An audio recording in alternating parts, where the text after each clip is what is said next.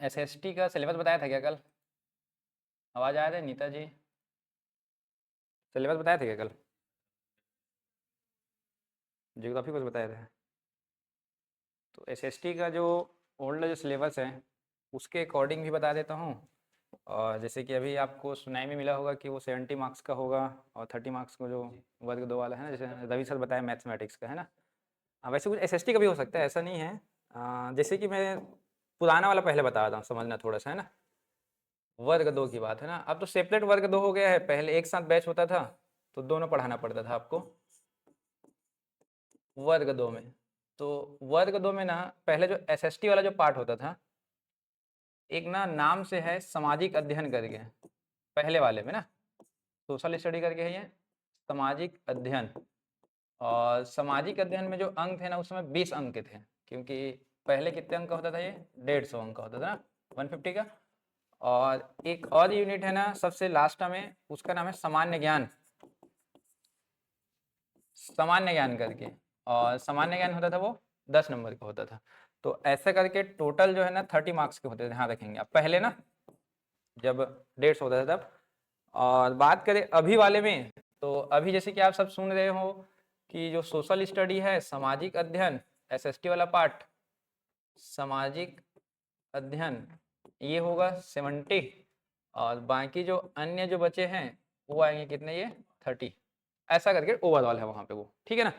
अब देखो रवि सर जैसे बताते हैं कि जो पेपर में जो दिया गया था नवभारत पेपर में, वो केवल गणित का दिया गया था 70 मार्क्स।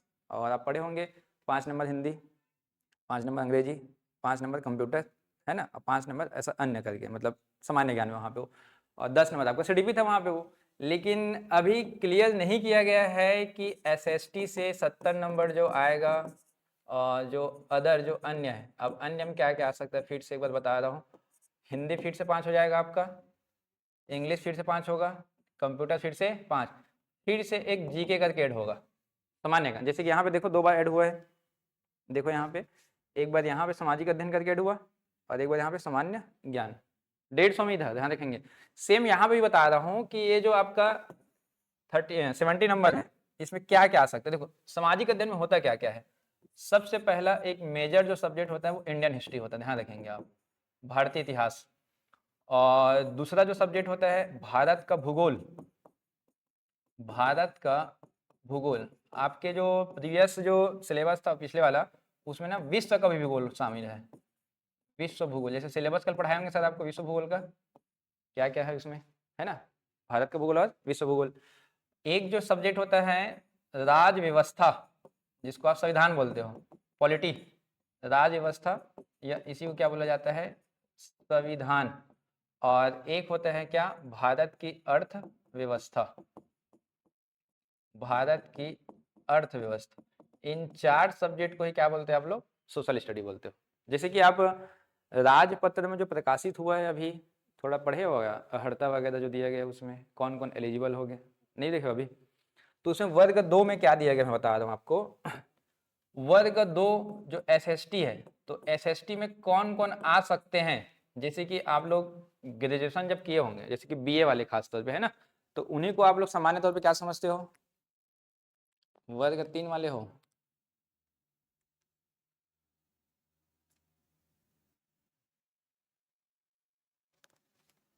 होगा जी महेंद्र जी, ठीक है।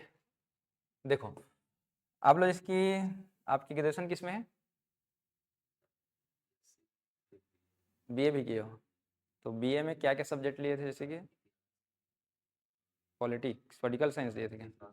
हाँ, हिंदी साहित्य, आपका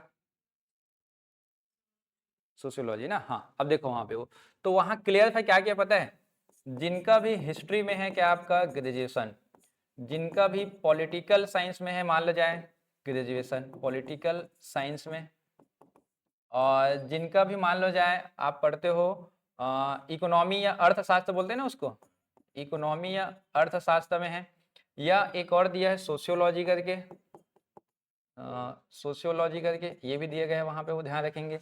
तो हिस्ट्री, पॉलिटिकल साइंस, इकोनॉमी और सोशियोलॉजी, इसमें जिनका भी ग्रेजुएशन हुआ है वो सब एलिजिबल होंगे। पहले क्या लगता था कि सर जो इकोनॉमी वाले हैं उन लोग एसएसटी में आते हैं कि नहीं आते, पहले मन में रहता था, तो ये आ चुका है, ध्यान रखेंगे आप। उसमें क्लियर कर दिया गया है कि कौन कौन वर्ग 2 के लिए एलिजिबल होंगे करके, ध्यान रखना आप, ठीक है ना। तो इतने लोग वर्ग 2 के लिए दिला सकते हैं। अब सिलेबस की बात कर रहा हूँ मैं, फिर से एक बार बता देता हूँ, फिर अपन स्टार्ट करते हैं। सामाजिक अध्ययन का पाठ होगा 70 नंबर का अभी के अकॉर्डिंग, जिसमें इतिहास, भारत का भूगोल, विश्व भूगोल, राज्य व्यवस्था या संविधान और भारत की अर्थव्यवस्था, इतने को बोला जाता है सामाजिक अध्ययन।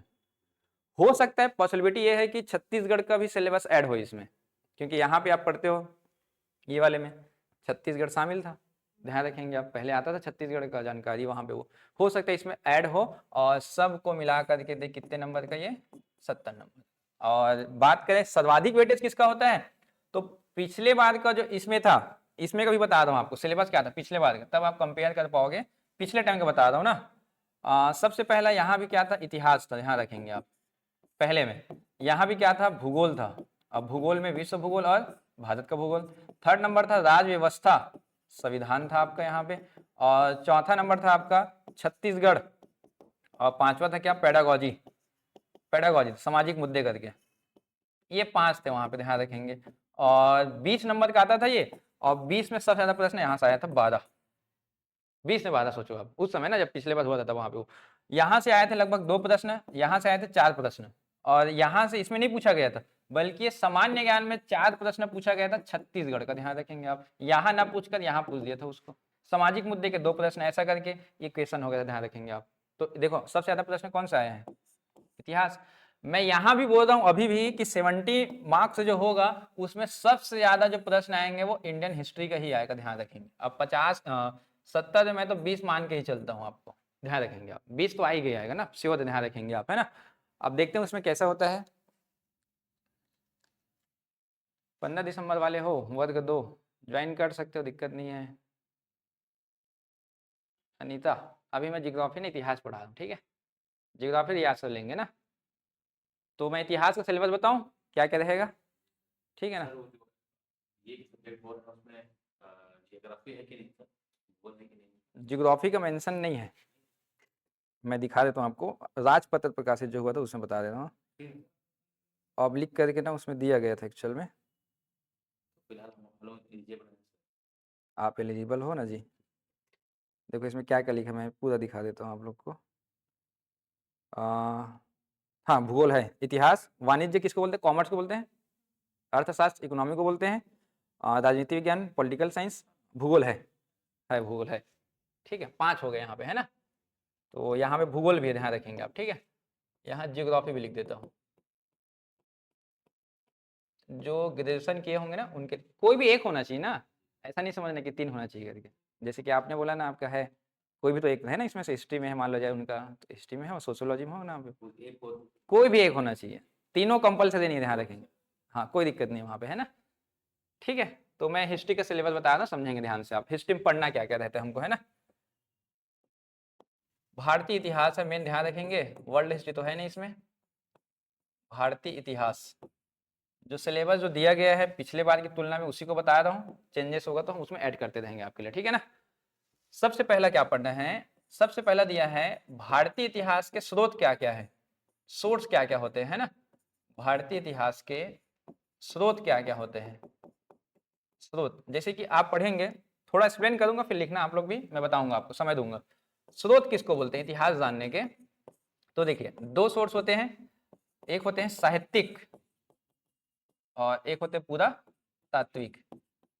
कहने का मतलब है, ये जो आप इतिहास शब्द बोलते हो, ये इतिहास का अर्थ क्या होता है, अतीत की घटनाओं का अध्ययन करना इतिहास कहलाता है। अब अतीत मतलब बीता हुआ कल, तो अतीत में जो घटना घटी है तो उसको जानने के तो कोई ना कोई माध्यम होना चाहिए ना।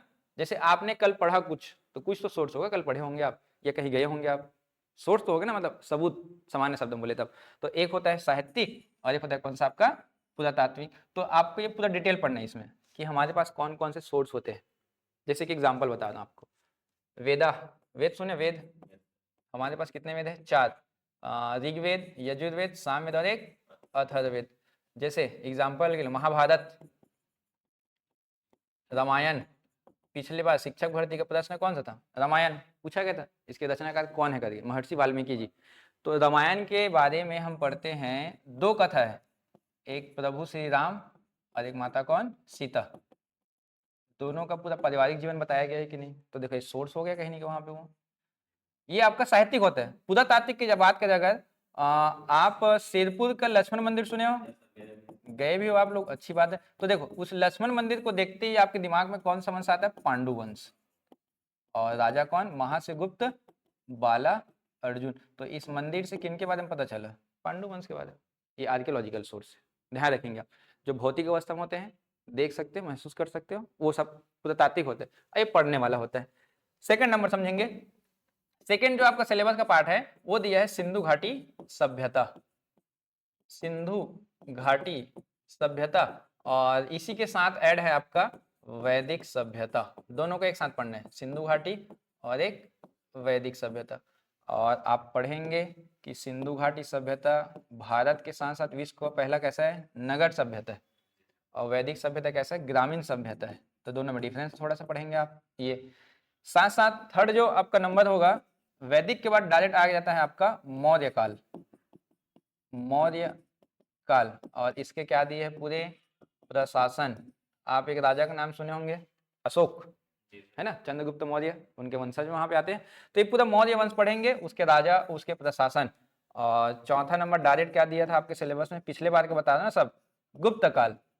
पूरा गुप्त काल है, क्या पढ़ना है आपको, प्रशासन। ये आपका 4 हो गया। इसके बाद डायरेक्ट आपका सिलेबस का पार्ट दिया गया था सूफी व भक्ति आंदोलन। आप पढ़ते हो भक्ति आंदोलन हिंदू धर्म का, और सूफी जो है मुस्लिम धर्म का है। मैं एक्सप्लेन करूंगा पूरा धीरे धीरे। ये हो गया। छठवां नंबर जो दिया है आपका, मुगल और राजपूत संबंध। मुगल व राजपूत संबंध, ये दिया गया है। और 7वां नंबर पहुंचते डायरेक्ट 57 की क्रांति। 57 की क्रांति, और इसी के साथ दिया गया है क्या, स्वतंत्रता आंदोलन। स्वतंत्रता आंदोलन करके ये दिया गया है। इतना आपका सिलेबस का पार्ट। पिछले बार का है 7 टॉपिक है, ध्यान रखेंगे। हर एक टॉपिक से 2-2 प्रश्न आते हैं। तो मैं बता सकता हूँ भारतीय इतिहास से 20 जो प्रश्न आएंगे इन्हीं में से आएंगे। हो सकता है, देखो इसमें क्या क्या ऐड नहीं है, मैं थोड़ा सा एक्सप्लेन कर रहा हूँ। यहाँ आपको मुगल का नाम तो मिला है, लेकिन दिल्ली सल्तनत का नाम नहीं मिला है। कुतुबुद्दीन ऐबक, है ना, खिलजी, फिरोज शाह तुगलक, इनका नाम नहीं मिला है, क्योंकि आपके सिलेबस में मेंशन ही नहीं है वो। देखो डायरेक्ट कहाँ पे आ गए हम लोग, मुगल। इसमें आप देखिए सिंधु घाटी के बाद वैदिक, वैदिक के बाद डायरेक्ट कहाँ पे आ गए हम लोग, मौर्य। यहाँ न जैन धर्म लिखा है, न बौद्ध लिखा है, न महाजनपद काल के बारे में लिखा गया है। डायरेक्ट कौन सा वंश लिख दिया था पता है, मौर्य। मौर्य के बाद डायरेक्ट किसको लिखा, देखो गुप्त। लेकिन मौर्य और गुप्त के बीच में बहुत सारे लोग आते हैं, सुंग वंश आते हैं, कर्ण वंश आते हैं, सातवाहन आते हैं, वाकाटक भी आते हैं। इतने सारे वंशज का नाम नहीं लिखा गया, लेकिन डायरेक्ट कौन सा दे दिया है, गुप्त पीरियड दिया है, ध्यान रखेंगे आप। उसके बाद गुप्त के बाद डायरेक्ट देखो कहाँ दिया, सूफी और भक्ति। इसके बाद भी तो बहुत सारे चीज आते हैं। गुप्तोत्तर काल पढ़ते हो उसको, हर्षवर्धन है, चालुक्य, मैं बताऊंगा, सब एक्सप्लेन करूंगा। मैं तो सब पढ़ाऊंगा। रीजन ये है, मैं वैदिक काल के बाद डायरेक्ट यहाँ नहीं आ पाऊंगा। भैया बीच का कौन किसको मारा है, किस राजा का अंत किसने किया है, वो तो पढ़ना पड़ेगा ना आपको। या जैसे कि आप एक राजा पढ़ते हो चंद्रगुप्त मौर्य, और एक राजा पढ़ते हो सम्राट अशोक, ये नाम पढ़ेंगे अपन। तो आप पढ़ेंगे अशोक जो है बुद्धिज्म वाले हैं, और ये जो है जैन वाले हैं।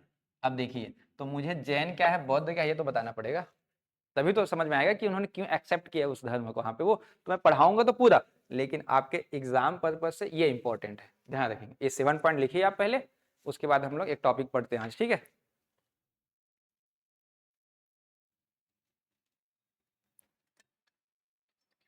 ये सिलेबस है लाइव क्लास।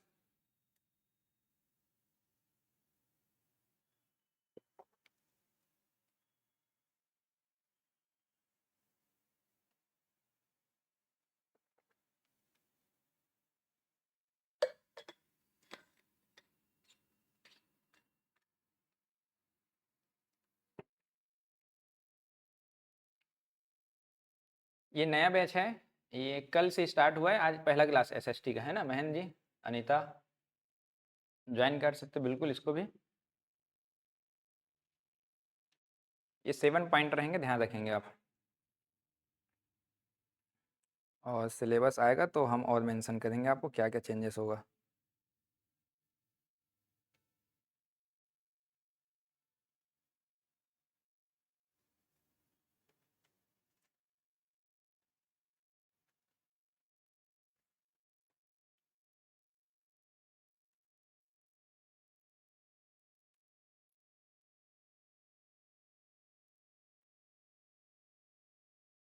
पिछली बार दिलाए थे आप लोग कि फर्स्ट टाइम है ये? पहली बार? आपका भी पहले से है? पिछली बार दिलाए थे ना आप? अच्छा, फर्स्ट टाइम था मतलब वो। कोई बात, अभी चल रहे हैं, ठीक है कोई बात नहीं। बढ़े आगे, लिख लो पहले, सिलेबस याद है? ठीक है, तो इतिहास चालू करें? चलिए समझेंगे ध्यान से, है ना। देखिए मैं एकदम जीरो लेवल चालू करता हूँ डेफिनेशन से। ये इतिहास ध्यान रखना, इतिहास जो है ना संस्कृत भाषा के शब्द से मिलकर बना है, और 3 शब्द है देखिएगा, एक शब्द है इति, और एक शब्द है ह, और एक शब्द क्या होता है आस। इसका पूरा आप पढ़ोगे तो इतिहास होता है, ध्यान रखें, है ना। इति का जो अर्थ होता है यहाँ पे, इति का अर्थ है ऐसा, ह का मतलब क्या होता है हुआ, और ये क्या है हो, तो ऐसा हुआ हो। अब कब हुआ हो? अतीत में हुआ हो। तो यहाँ पे क्या लिखा है? अतीत की घटनाओं का अध्ययन, अतीत की घटनाओं का अध्ययन, ये क्या कहलाता है? इतिहास कहलाता है। एकदम सिंपल है, ध्यान रखेंगे, अतीत की जो भी घटना होगा उसका हम अध्ययन करेंगे तो वही क्या कहलाएगा? इतिहास कहलाता है। अब इतिहास मतलब अतीत, अब अतीत का मतलब आपका बीता हुआ कल। क्या आप लोग ऐसा बोलते हो क्या, कल जो समय व्यतीत हुआ है आपका, मैं इतिहास में कल पढ़ा था, ऐसा बोलते हो क्या आप? नहीं बोलते ना। तो एक इतिहास का ना टाइम ड्यूरेशन डिसाइड किया गया है, 100 ईयर, 100 वर्ष पूर्व घटित घटना, जो भी घटना घटा होगा वही क्या कहलाता है हमारे इतिहास में? अतीत कहलाता है। ध्यान रखना है ना, ये स्टैंडर्ड है, किसमें पता है? एनसीईआरटी में। 100 वर्ष पूर्व जो भी घटना घटा है वही क्या कहलाएगा? इतिहास। अब देखिए ये जो घटना घटा है इसको जानने के सोर्स कितने होते हैं, माध्यम कितने होते हैं? तो इतिहास जानने के सोर्स 2 ही होते हैं। कौन कौन से होते हैं? देखिए एक बार मैं समय दूंगा पूरा लिखने के लिए आपको। एक होता है पूरा तात्विक और एक होता है साहित्यिक। पहले साहित्यिक को बता देते हैं, लिटरेचर बोलते हैं इसी को, ध्यान रखेंगे, साहित्यिक। और एक होता है आपका पूरा तात्विक, आर्कियोलॉजिकल बोलते हैं इसी को, ध्यान रखेंगे, पूरा तात्विक ये बोला जाता है। अब देखो साहित्यिक में क्या क्या आ जाता है, मैं इसको पूरा बता देता हूँ। पहले सबसे प्राचीनतम आदि ग्रंथ कौन सा हमारे पास? वेद, वेद है ना। और वेद की संख्या कितनी? 4। जैसे कि मैं यहाँ पे लिख रहा हूँ, सबसे प्राचीनतम जो वेद होता है ऋग, ऋग्वेद के बाद सामवेद, सामवेद के बाद आप पढ़ेंगे यजुर्वेद, और सबसे नवीनतम जो वेद होता है उसका नाम है अथर्ववेद। अब देखिए ये चारों वेद से क्या क्या उल्लेख मिलता है, मैं थोड़ा सा बता रहा हूँ ना। आयुर्वेद ऋग्वेद का उपवेद है, ये मेन वेद है, इसका क्या है? उपवेद है वो, ध्यान रखना ना।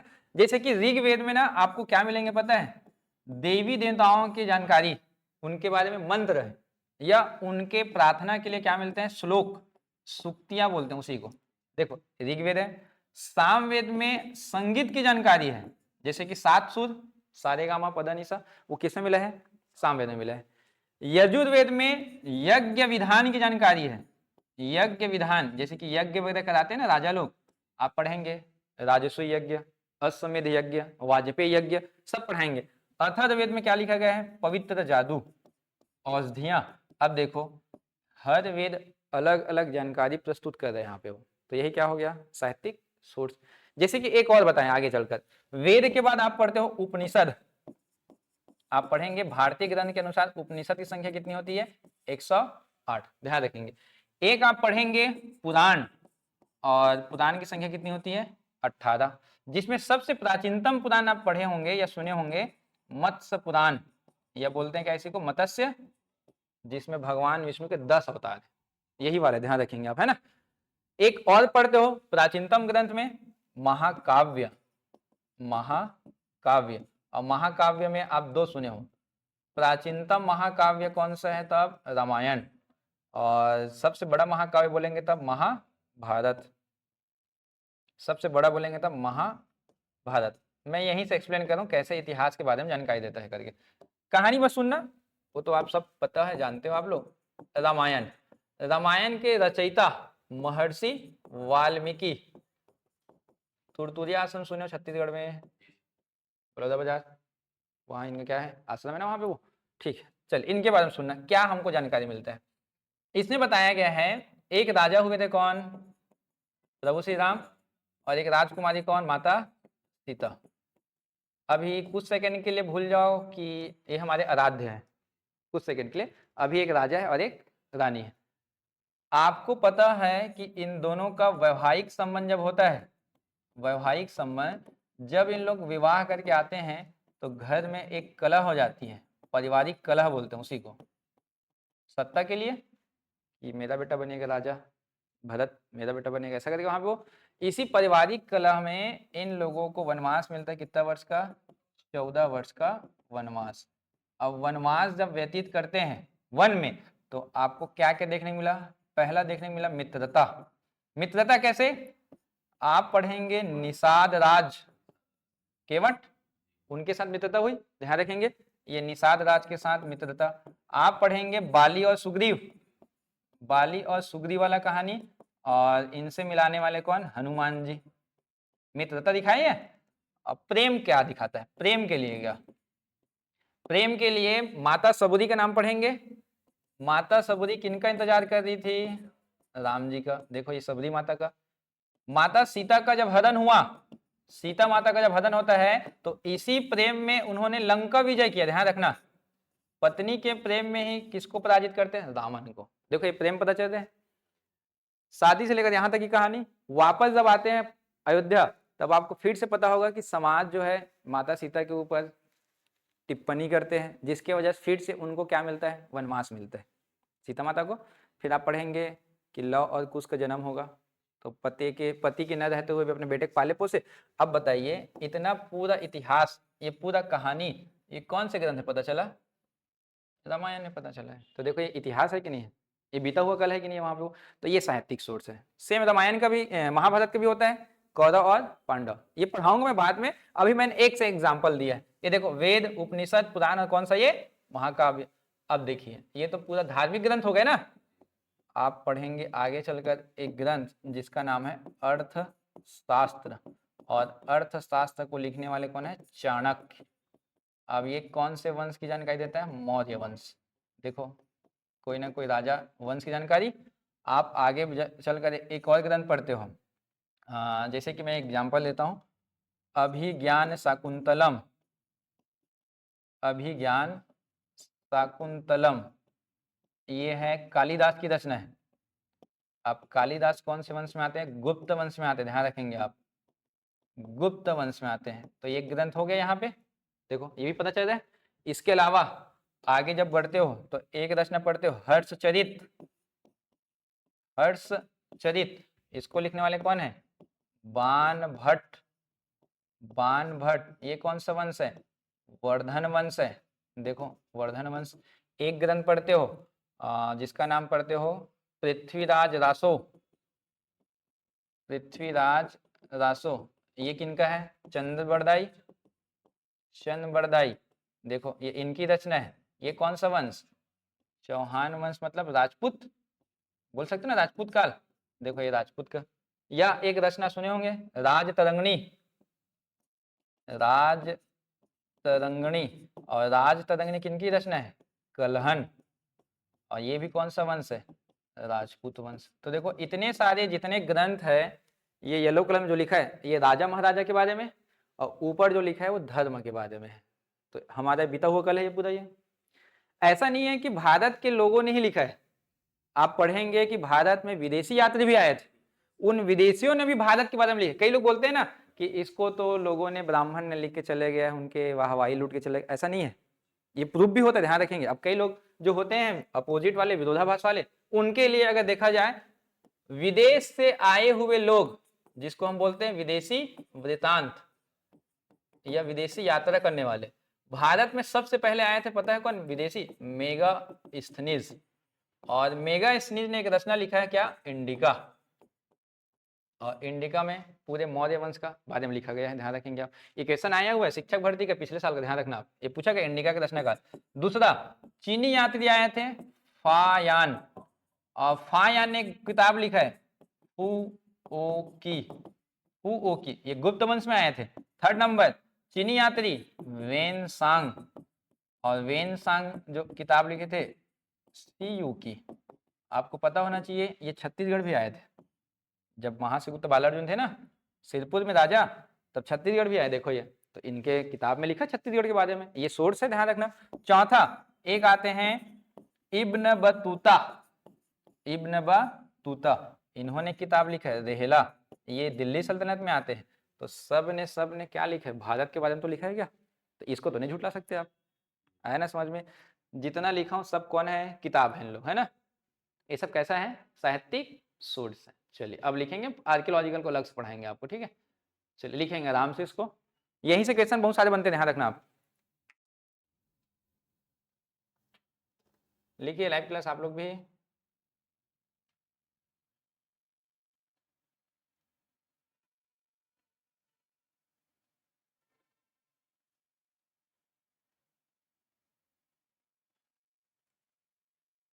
अरुण ये भी न्यू सिलेबस तो आया नहीं है, इतिहास में ऐसा कुछ चेंजेस तो होता नहीं है, पढ़ लेते हैं अपन, ठीक है ना।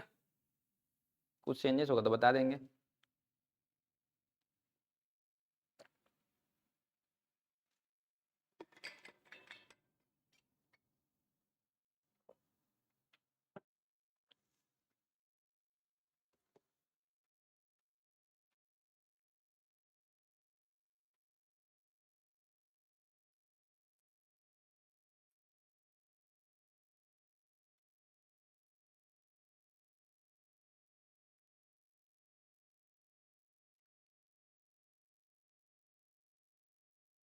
एक एक वेद को पढ़ेंगे जब वेद का टॉपिक आएगा तब।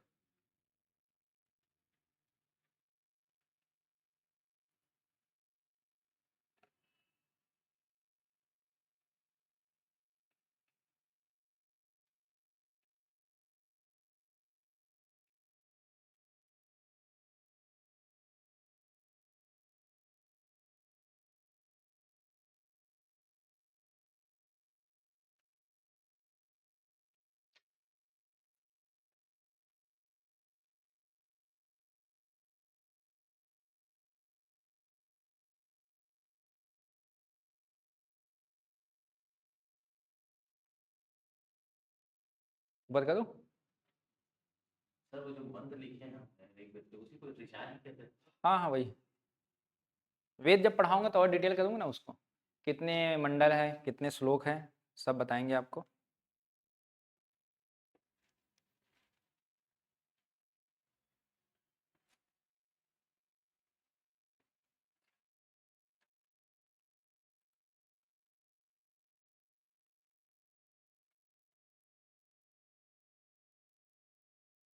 उपनिषद 108 है, पुराण 18 है, महाकाव्य प्राचीनतम 2 पढ़ते हैं, ध्यान रखेंगे आप।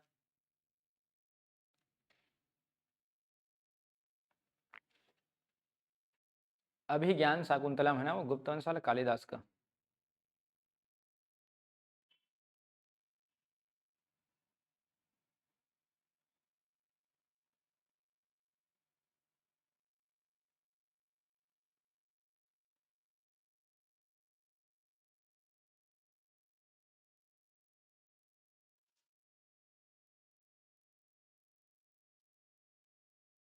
कल्हण की राज तरंगनी, राजपूत का उल्लेख ध्यान रखेंगे आप, है ना इसमें।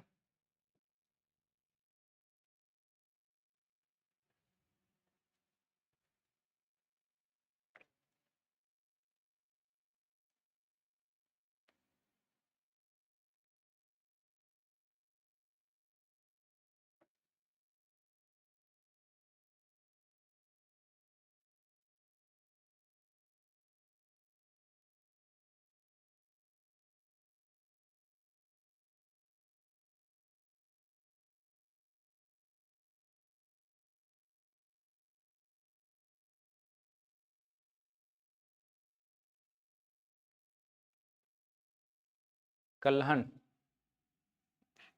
नेक्स्ट करूँ।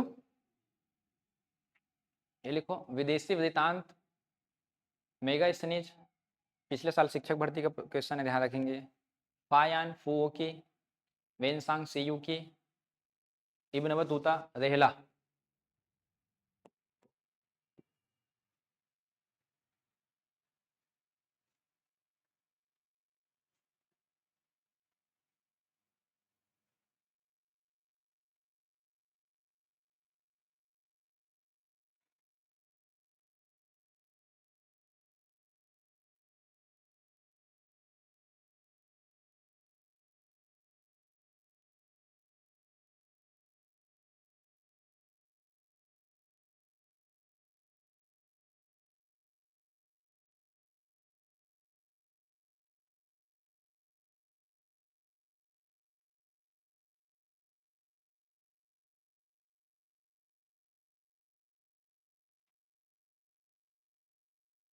रेहला। हाँ रे हला है वो, है ना, हो गया ना। अब देखो ये जितने थे ना ये सब किताब है, मतलब क्या है, ये साहित्य ग्रंथ है। अब देखो एक और लिखे हुए यहाँ पे सोर्स, इसका नाम क्या है, पुरातात्विक आर्कियोलॉजिकल सोर्स। अब देखिए इसका मतलब क्या होता है, इसको समझेंगे, फोटो भी दिखाऊंगा कैसे दिखता है ये आर्कियोलॉजिकल पुरातात्विक साक्ष्य या पुरातात्विक स्रोत। चलिए एक्चुअल में होता कैसे है, ये ना भौतिक अवस्था पे होता है, ध्यान रखेंगे आप, भौतिक अवस्था, आप और लिख सकते हैं इसको क्या, ठोस रूप में, है ना, ठोस रूप में, जिसको आप देख सकते हो, महसूस कर सकते हो, जाके छू भी सकते हो उसको, ठीक है ना। अब देखिए ऐसे कौन कौन से, तो प्राचीनतम काल से लेके आ रहे हैं, तो पाषाण काल, पहले स्टोन एज, पाषाण काल में मानव ने जो औजार यूज किया था पत्थर का, पाषाण औजार, वो टूल्स अभी भी मिलते हैं कि नहीं, देखो उस समय का औजार अभी भी मिलते हैं। हालांकि इन लोग को ना लिखना आता था कुछ नहीं, लेकिन चित्रकारी तो बनाए हैं वहां पे, वो तो है कहीं नहीं वहां पे वो, और वो कहाँ पे मिलता है, गुफा पे। तो निवास के लिए क्या प्रयोग किए थे इन लोग, गुफा। मैं एक एग्जाम्पल दे रहा हूँ यहाँ पे, भीमबेटका गुफा पढ़ेंगे आप आगे चल करके, और ये भीमबेटका कहाँ पे है, एमपी, पढ़ेंगे कि पाषाण काल के लोग गुफा में रहते थे। छत्तीसगढ़ का एग्जाम्पल दूं, अगर सिंघनपुर सुनेंगे आप रायगढ़ में, तो सिंघनपुर गुफा, और सिंघनपुर गुफा में पाषाण काल के लोग रहते थे, चित्रकारी मिला है उसका, पेंटिंग मिला है कहीं वहां पे वो, तो देखो सोर्स हुआ कि नहीं वहां पे वो। हाँ अब चेंज हो गया है, रायगढ़ ही है वो, ध्यान रखना उसको, है ना, रायगढ़ ही है माना जाता है, जिसको बोला जाता है सैला सदैव का गढ़ बोलते हैं रायगढ़, वो सारंगढ़ अलग हुआ है अभी वो, ठीक है ना। तो ये सिंघनपुरी गुफा आप पढ़ेंगे। एक चितवा डोंगरी सुने होंगे आप, चितवा डोंगरी आप पढ़ेंगे इसको, अब बालोद और राजनांदगांव के बॉर्डर पे, अब लेते किसको है आप लोग, मोहला मानपुर वाला हिस्सा आ जाता है, अब पहले राजनांदगांव था ना वो, अब मोहला मानपुर आ जाता है। तो देखो ये भी है कहीं कि वहां पे वो, जब ये पाषाण काल से आगे आए तो आप पढ़े क्या, सिंधु घाटी। तो सिंधु घाटी का अपने आप में क्या मिला है, एक बड़ा सा नगर मिला है, यहाँ के लोग मकान बना के रहते थे, ये मिला है। यहीं से क्या मिला है, स्नानागार मिला है। यहाँ के लोग क्या बनाते थे, मूर्ति, आपको नर्तिका की मूर्ति मिलेगा, ध्यान रखना, कांस्य धातु का। साथ साथ यहाँ मिट्टी के बर्तन मिलेंगे, मिट्टी के बर्तन भी मिलेंगे। यहाँ के लोग जो है मुहर का यूज प्रयोग करते, सील, मुहर मिला यहाँ पे, ध्यान रखेंगे। तो ये सब चीजों को अभी भी जाके देख सकते हो कि नहीं आप, अभी भी देख सकते हो आप कि नहीं वहां पे। इसके बाद सिंधु घाटी बाद आगे बढ़े तो महाजनपद काल, महाजनपद काल मतलब राजा महाराजा का काल आता है। तो इस समय राजा होते हैं, राजा ने अपने समय क्या करवाया, अभिलेख, इंक्रिप्शन से लिखवाया, ध्यान रखना, पत्थरों पे। तो अभिलेख में क्या क्या मिला है, शिलालेख, शिलालेख, स्तंभ पे बनवाए, पिलर बनवाए अशोक ने, स्तंभ लेख, या आप पढ़ेंगे स्तूप, स्तूप में मिला जानकारी। साथ साथ जो राजा आए उन्होंने क्वाइंस चलाया, क्वाइंस मतलब सिक्का, या क्या बोलते उसको, मुद्रा। आगे जब राजा आए तो उस राजा ने क्या बनवाया, मंदिर बनवाए। तो देखो मंदिर भी मिल गया आपको कहीं ना कहीं पे। और राजा जब आए तो अपने समय बड़े बड़े क्या बनाए, भवन बनवाए, सभा भवन बनवाए, ये देखिए वहां पे वो। तो ये सब जानकारी जो है, देखिए आप फिर से बता रहा हूँ, पत्थर का जो औजार होगा, टूल्स देख सकते हो, छू सकते हो, महसूस कर सकते हो, आर्कियोलॉजिकल सोर्स होगा। लेकिन पाषाण काल का साहित्यिक सोर्स मिलेगा क्या, नहीं मिल सकता, लिखने नहीं आते थे उन लोग को। सिंधु घाटी का मिला है साहित्यिक सोर्स, लेकिन पढ़ नहीं पाए हैं उसकी लिपि को, ध्यान रखेंगे, रिटर्न को हम पढ़ नहीं पाए, ध्यान रखना, इस कारण उसको आद्य ऐतिहासिक काल बोलेंगे। लेकिन नगर मिला है, मकान मिला है, स्नानागार मिला है, मूर्ति बर्तन सब मिला है वहां पे वो। राजा महाराजा ने क्या चालू करवाया, अभिलेख, शिलालेख, स्तंभ लेख, स्तूपा, मुद्रा, क्वाइंस, मंदिर, और क्या मिले, भवन। तो ये सब कौन से सोर्स में आ जाते हैं आपके, पुरातात्विक, लिखेंगे इसको, मैं दिखाऊंगा भी कैसे दिखता है सब, पता चलेगा आपको। टॉपिक वाइज एमसी भी कराएंगे ना जी नीता जी, टेस्ट लेंगे, एमसीक्यू भी करवा देंगे, अभी पढ़ लो।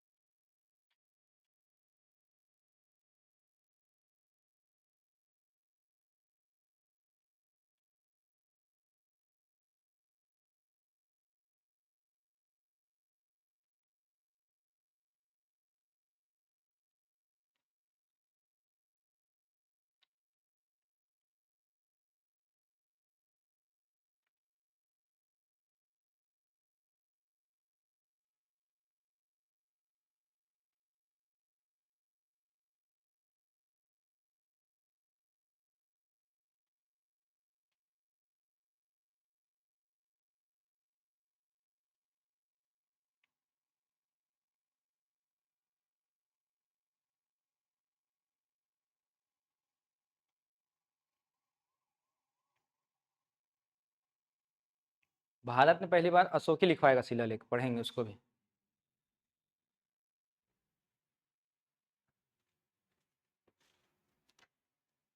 हुआ क्या लाइव क्लास आप लोग का?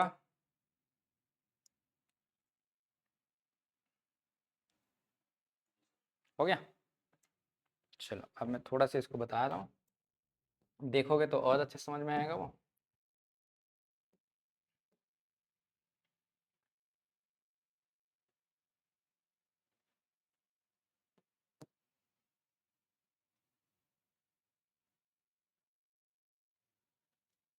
तो कैसे कहते हैं आप ऐसे फूल को स्तूप का अर्थ होता है रेत का ढेर या मिट्टी का ढेर, जो ऐसा पड़ा रहता है ना उसको।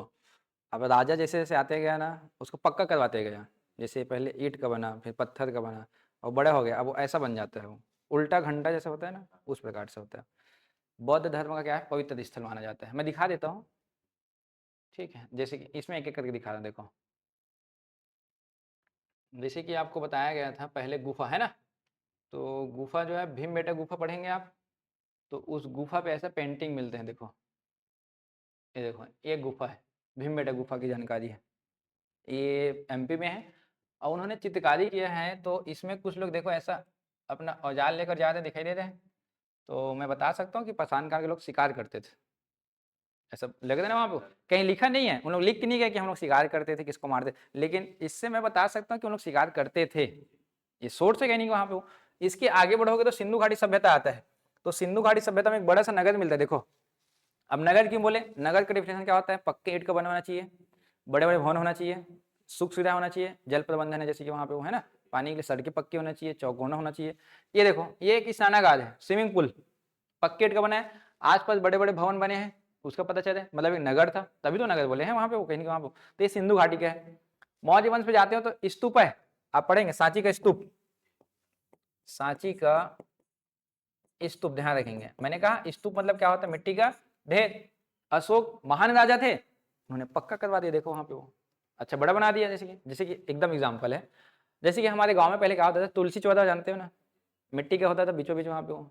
जैसे जैसे आप सक्षम होते जा रहे हो या आपके घर वाले सक्षम होते जा रहे हैं, उसको कैसे पक्का करवाते गए हैं, पत्थर का बनवा दिए। आप हो गए तो आप टाइल्स चकाचक लगवा दिए, देखो वहां पे वो वही है, वहां पे कुछ नहीं है, वहां पे मिट्टी का था पहले, उसको राजा ने अपने समय पक्का कराते कराते पूरा बना दिया वहां पे वो। आया ना समझ में? ये है, ये जो हिस्सा आपको दिखाई देता है यहाँ पे, ये वाला जो पार्ट है, आप पढ़ेंगे पहाड़ी एलोरा, एलोरा गुफा करके आप पढ़ेंगे, अजंता एलोरा पढ़ते हो, उसमें से एक एलोरा है। यहाँ ना टोटल ना 34 कैव है गुफा, उसमें से गुफा नंबर जो 16 है ना, वो कैलाशनाथ मंदिर है शिव जी का। और ये जो मंदिर है ना, वो पहाड़ को काट करके ऊपर से नीचे बनाई गई है। मंदिर नीचे से हमेशा ऊपर बनता है, ये ऊपर से नीचे, ये आर्ट को बताता है। ये जो आपका अवशेष मिला है, आप एक विश्वविद्यालय पढ़ते हो, नालंदा, नालंदा विश्वविद्यालय बिहार राज्य में है, बौद्ध धर्म बुद्धिज्म के लिए जानी जाती है वो। देखो आज भी जाके इस अवस्था में देखोगे आप, तो इसे पता चलता है। देखो सीढ़ियाँ दिखाई दे रही है, ये बोल सकता हूँ कि यहाँ पे बहुमंजिला रहा होगा। ये सोर्स है आपके पास कि उस समय ऐसा रहा था। किस धर्म के लिए, तो बुद्धिज्म के लिए। कैसे बुद्ध बोल दिया है आपने, तो उसमें जो सोर्स, जो दीवार पे अंकन है गौतम बुद्ध की मूर्तियां हैं, उनके मुद्राएं हैं बैठने हुए अवस्था पे, वहां पे वो ये पता चला वहां पे वो। और ये जो दिखाई दे रहा है दो पिलर है, देखो यहाँ पे वो, पहला जो दिखाई दे रहा है ब्लैक कलर का ये वाला हिस्सा, ये आयरन पिलर है, लौह स्तंभ। और ये मिलता है चंद्रगुप्त द्वितीय के बारे में, विक्रमादित्य जिनको बोलते हैं अपन, ठीक है ना, ये उनके जानकारी। बैक साइड वाला आप सब जानते होंगे इसको, कुतुब मीनार है ये। अब कुतुब मीनार, इसे पता चला कौन से क्षेत्र में बना था, दिल्ली सल्तनत, कुतुबुद्दीन ऐबक, इल्तुतमिश, इन लोगों ने बनाया था। देखो ये पता चला इतिहास वहां पे। तो देखो ये आज भी आपके सामने उपस्थित है कि नहीं है। क्या ये खत्म हो गया क्या, सिंधु घाटी अभी भी है, सोर्स है, लेकिन सोर्स वो आपका साहित्यिक रूप में भी मिला है। साहित्यिक कहने मतलब है उनके मुद्राएं में लिखा हुआ है, सिक्के पे लिखा हुआ है, या उसको सील बोलते हैं एक्चुअल में। जैसे मैं दिखा रहा हूँ, देखो ये मिला है, देखो ये मिला है, ऊपर लिखा हुआ दिखाई दे रहा है, ये भी, इसमें भी लिखा है। मैंने डिकोड नहीं कर पाए हैं आज तक, भारत में कोई नहीं कर पाया इंटरनेशनल में भी वहाँ पे वो, इस वजह से इसको अलग इतिहास में लेंगे ना, ध्यान रखना। ये हो गया। साथ साथ मंदिर की बात करें, देखो एक मंदिर आपके लिए लेके आया हूँ मैं, एक छत्तीसगढ़ का मंदिर है सिरपुर, लक्ष्मण मंदिर है ये।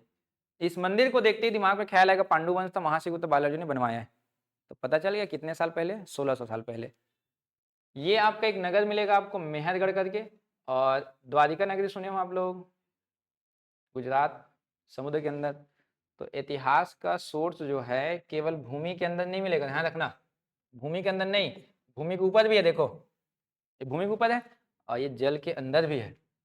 तो इतिहास अगर पूछा जाएगा सोर्स कहाँ कहाँ मिलता है, भूमि के अंदर भी, भूमि के ऊपर भी और पानी के अंदर भी। आया समझ में? ये हर जगह मिल सकता है। और ये मुहर है, और पेंटिंग भी देखो, शिलालेख भी दिखा देता हूँ आप लोग को। ये है, देखो ये है शिला, मतलब क्या होता है, पत्थर, स्टोन। उस पत्थर पे लेख लिखा हुआ है, देखो। हालांकि लिपि अलग होगा ना, ब्राह्मी लिपि होता है, ध्यान रखना आप, ठीक है ना। ये जो है आप पढ़े होंगे प्राचीन काल में जो लिखते थे, जो हमारे साहित्यकार थे, वो सब लिखते थे किसमें, भोजपत्र पे। भोज वृक्ष होता था, तांबा, ताम्रपत्र पे, ये देखो भोजपत्र, ताम्रपत्र, उसमें लिखते थे, ध्यान रखेंगे आप। वृक्ष आता है ना, भोज वृक्ष, उसके छाल पे लिखा गया है। अधिकतर जो है ना साउथ में मिलता है, तमिल में, कन्नड़ में, ये सब। ये देखो यहाँ पे एक पेंटिंग बना हुआ है, मुगल काल का है ये। इस पेंटिंग में मध्य वाले को थोड़ा सा ध्यान देना, ये वाला पेंटिंग को। यहाँ पे आपको एक बैलगाड़ी दिखाई दे रहा होगा, राजा है, बैठ के जा रहे हैं, आजू बाजू में दो तीन क्या है उनके सैनिक लोग हैं। एक घोड़ा दिखाई दे रहा होगा आपको यहाँ पे, देखो घोड़ा है, इधर क्या है, बैल है। तो इससे क्या पता चला, मुगल काल में आवागमन के लिए बैलगाड़ी का यूज करते थे, घोड़े एक सैनिक होते थे। मतलब आप देखे नहीं हो मुगल काल को, लेकिन आप वहाँ का स्थिति को आप बता सकते हो कैसे रहे होंगे वहाँ पे वो। ये इतिहास का सोर्स होता है, ध्यान रखेंगे आप, ठीक है ना। तो ऐसे ऐतिहासिक सोर्स काफ़ी सारे मिलते हैं, ध्यान रखेंगे। मैं समय समय आपको बताते जाऊँगा वहाँ पे वो। तो एक बार थोड़ा सा पूरा सुनेंगे ध्यान से, फिर से बता रहा हूँ। इतिहास क्या होता है बोलेंगे तब, अतीत की घटनाओं का अध्ययन क्या कहलाएगा आपके लिए, इतिहास कहलाएगा। एक साहित्यिक सोर्स होता है और एक होता है कौन सा आपका, पुरातात्विक। साहित्यिक मतलब जितने ग्रंथ लिखे गए हैं उनमें इतिहास के बारे में उल्लेख मिलता है। वेद है, चारों वेद पढ़ेंगे, उपनिषद है, पुराण है, महाकाव्य, ऐसे और कई सारे धार्मिक, ये सब ना ग्रीन कलर में लिखा है धार्मिक ग्रंथ, ध्यान रखेंगे आप, है ना। ये जो आपका यहाँ से लिखा हुआ वो राजनीतिक ग्रंथ है। राजनीतिक कहने का मतलब है चाणक्य ने मौर्य वंश के बारे में अर्थशास्त्र लिखा है, उनकी राज्य व्यवस्था, पॉलिटिकल, और उनका क्या, प्रशासनिक, एडमिनिस्ट्रेशन के बारे में। कालिदास जो लिखते हैं अभिज्ञान शाकुंतलम में, इसमें वर्णन आपको मिलेगा गुप्त वंश। बाण भट्ट की जो रचना है हर्षचरित, राजा हर्ष के बारे में, मतलब वर्धन वंश। चंद बरदाई की रचना पृथ्वीराज रासो, पृथ्वीराज चौहान, राजपूत। कल्हण की राजतरंगी भी राजपूत काल के बारे। इसके अलावा विदेशी यात्री भी आए थे। मेगास्नीज ने मौर्य वंश के बारे में लिखा इंडिका में, फायान ने गुप्त वंश, वेनसांग ने वर्धन वंश, इब्न तुता ने दिल्ली सल्तनत, तुगलक वंश। पढ़ेंगे आप आगे चलकर। वहीं आपके आर्कियोलॉजिकल सोर्स की बात करें तो आर्कियोलॉजिकल सोर्स में ये आपका जो भौतिक रूप में मिलता है, देख सकते हो, छू सकते हो, महसूस कर सकते हो, औजार है, सिंधु घाटी है, महाजनपद काल के, ये सब चीज़ें। आया समझ में? क्लियर हुआ डेफिनेशन, लाइव क्लास?